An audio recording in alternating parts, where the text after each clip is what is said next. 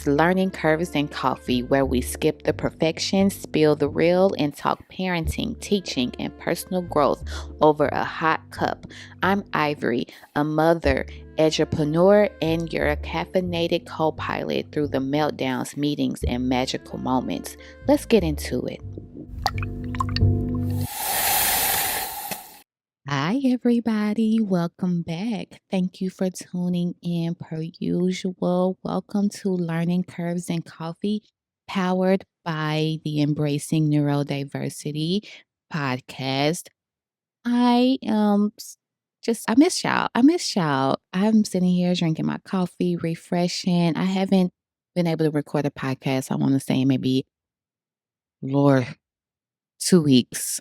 And I am doing my best to be consistent. Consistent is the key.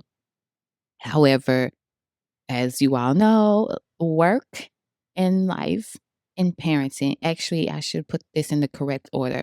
Parenting, work, and life be doing what it does. And I'm fortunate because I do have a job that allows me to do what I love, which is supporting schools with coaching and consulting around building out systems and structures and leadership development. And so I get to travel across the country and support schools in different cities and rural areas in America. And that's something I'm really fortunate and grateful to do as a educator and coach and when I do travel, it takes me off of the routine that I've created for myself and Khalil.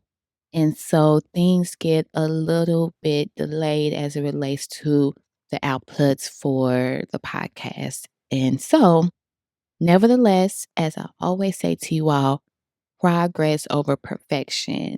Keep going, even when you have to pause sometimes, or even when you have to do something on a different day.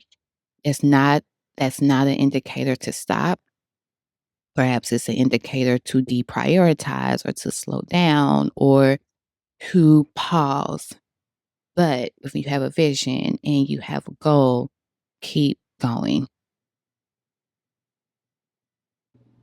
I want to dive into our topic for this week, which I am going to give you a disclaimer. It dives a little bit deeper and it pivots a little bit from what we typically talk about as it relates to parenting, self-care, personal development, strategies for your child, tools and tips for effective school days and school years.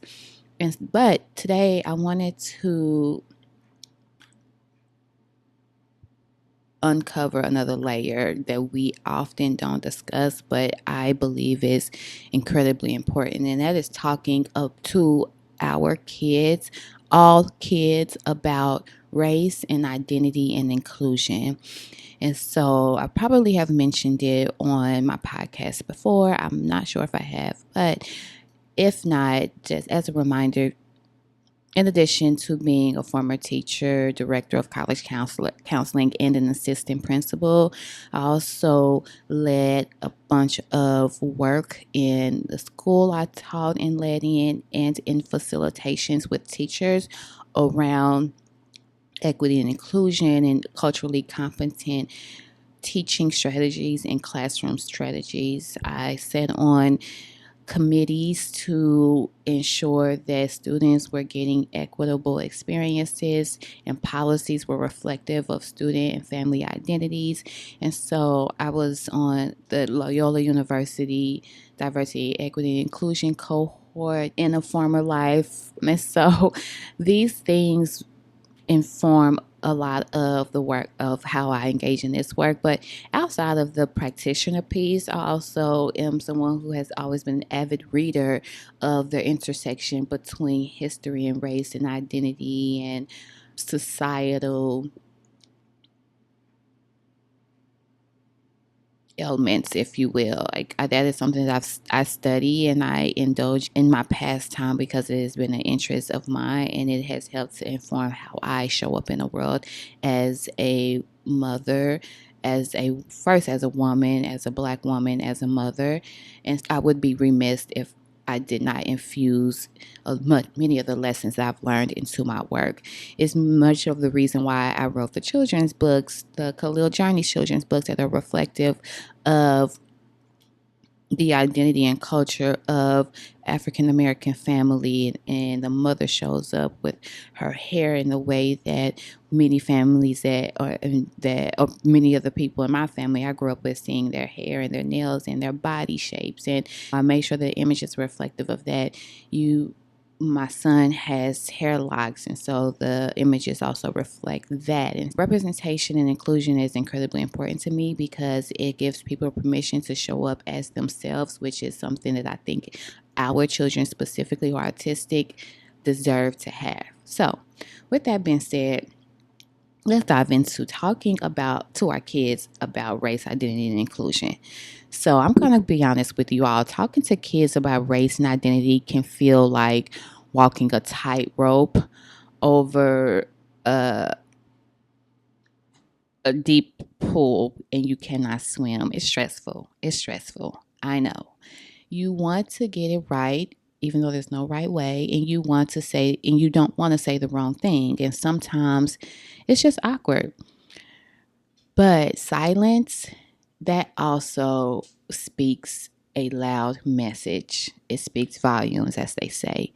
And our kids, they're paying attention whether we're talking about it or not. They listen to what we say. They observe how we respond in the world, in the ecosystem that we exist in. And then now, add on being a black mom of a neurodiverse child.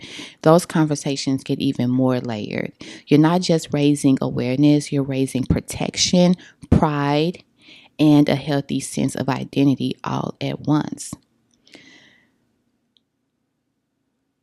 Throughout Khalil's development over the years, it has always been very clear to me that Khalil is a black boy who will eventually become a young black man, who will eventually become a black teen, who will eventually become a black boy, right? Or I may say eventually become a young boy, and then the young preteen and a teenager and a man. That's not lost to me. I think about it often, and I try to keep myself at bay in terms of not getting worried, but remaining rooted in hope. However, it's real what happens to black boys in our society, black children in our society, and especially and particularly black boys who are autistic. So that is something that I am incredibly aware of.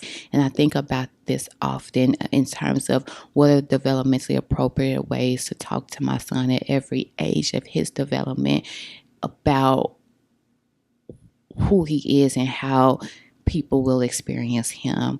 Right now, and as a second grader who is 8 years old and has had a relatively good and healthy experience in schools for the most part, I'm also very aware that the perception of him will shift and change over time as his body changes, as his development changes, right? And so how do we prepare our children for that so that, again, they are protected as much as we can protect them? I want to give you all a little bit of background. According to the Sesame Workshop 2021 study, 65% of parents rarely or never discuss race with their children, even though 78% of kids say they notice people treated unfairly because of skin color. So we know that children are seeing it, but their discussions are not happening. And here's what hits even harder. A 2022 study from the Autism Society found that Black autistic youth are 3 times more likely to be misdiagnosed and twice as likely to face disciplinary actions in schools for behaviors tied to sensory overload, not defiance. And so what does that mean? A misdiagnosis could mean that they may have been diagnosed with behavior defiance disorder, which, if we do our research, is I'm a pause there. But actually, what could actually be the case is that they are autistic and dysregulated and overwhelmed. And so, what shows up as aggression, quote unquote, or defiance, quote unquote, is frustration. And so, when we talk about race, identity, and inclusion, we're not just being radical, we're not being woke, as they call it, or even radical, which is not a thing. We're being proactive. We're teaching our kids not to exist safely. We're teaching our kids how to exist safely, proudly, and authentically in systems that were not built for them. So I want to infuse this into my discovery, acceptance, and embracing work framework, because you all know that this all is a process and a journey for everyone. And so here are some ways that you can engage in these conversations. Number one, discovery. Start by exploring your own story. What were you taught or not taught about race, belonging, and differences? I talk about this in a transformative parent playbook, that you can't teach what you have not unpacked. Acceptance. Accept that discomfort is a part of the journey, a part of growth. You won't have perfect answers, and that's okay. Say that if your child asks you a question that you don't have an answer to, you say, "That's a great question. Let's learn together." And then embracing the process, lean into the beauty of differences. Representation does matter, not only for those who are marginalized, but for everyone to learn and grow from differences. Representation matters in books, in shows, in the toys, in the language that you expose your children to. So don't teach your kids to not see color, teach them to actually honor it. For Black parents of autistic children, there's a unique fear we don't always name out loud. It's not just fear of misunderstanding, it's fear of misinterpretation. When your child perhaps flaps their hands in public or does not make eye contact, you worry about how others will perceive it, because too often Black children aren't given the grace of difference. They're labeled as disruptive, aggressive, uncooperative. And that fear, it can make you hesitate to even talk about race or identity, because you're just trying to keep your child safe. I get it. Trust me. In the Transformative Parent Playbook, I named that parenting a neurodiverse Black child is an act of resistance and restoration. You're not just protecting your child, you're rewriting the script on what worthiness looks like. And this is not an easy journey, but it is the heart of the journey. These conversations aren't just about race. They're about teaching your child that who they are is not something to fix, but something to understand and embrace.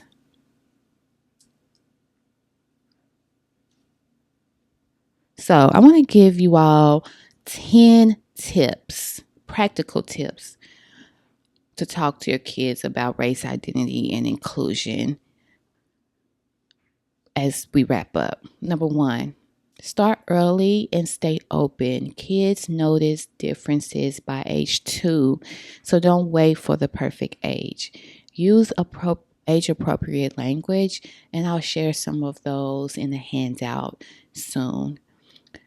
Number 2, use books and stories. Read stories like Hair Love that help kids see themselves and help kids see say out loud, "I wonder why that happened," instead of pretending to know everything, or ignoring that something has happened that was uncomfortable or curious. Number 4, use real moments. When a child asks a tough question, that's your invitation, not an interruption. Remember, say, "That's a great question. Let's learn together." Be honest about bias. We all have it. We all have biases.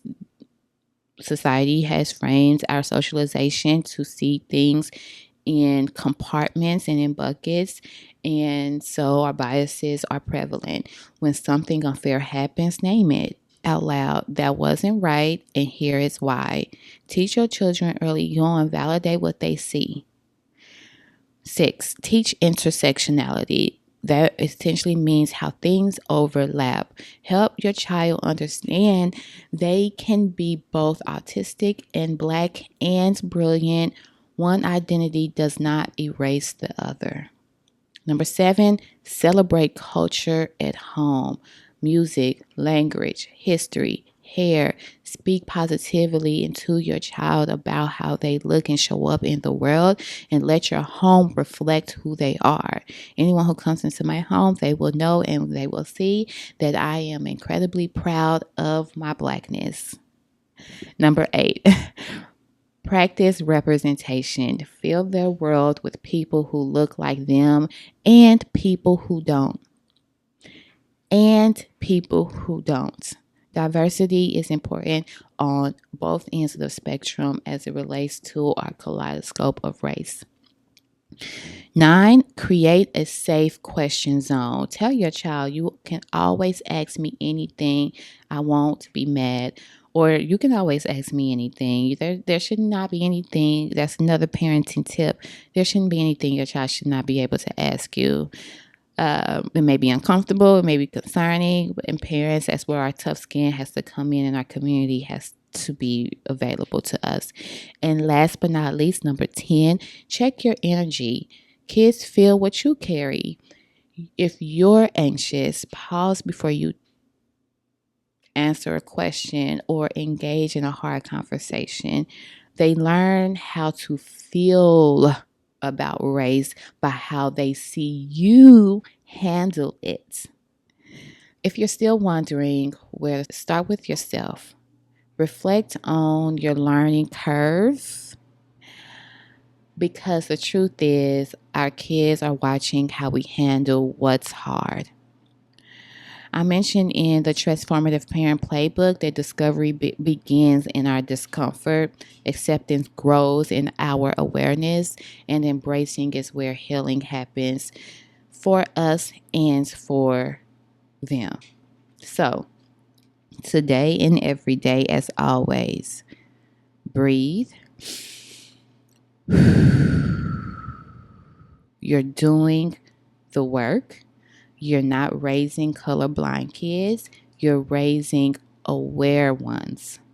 Talking about race isn't a one-time conversation. It's a lifelong dialogue. And it's about teaching pride, empathy, and truth. It's about raising kids who can see differences and say, that's beautiful.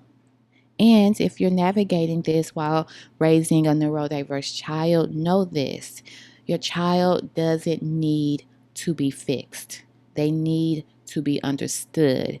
They need advocacy, and they need for their differences to be included.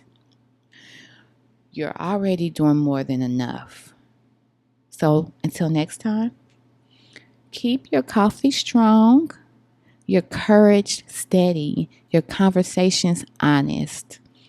This is Learning Curves in Coffee, where we learned, we unlearn, and we love louder, one sip at a time. Until next time, take care of yourself.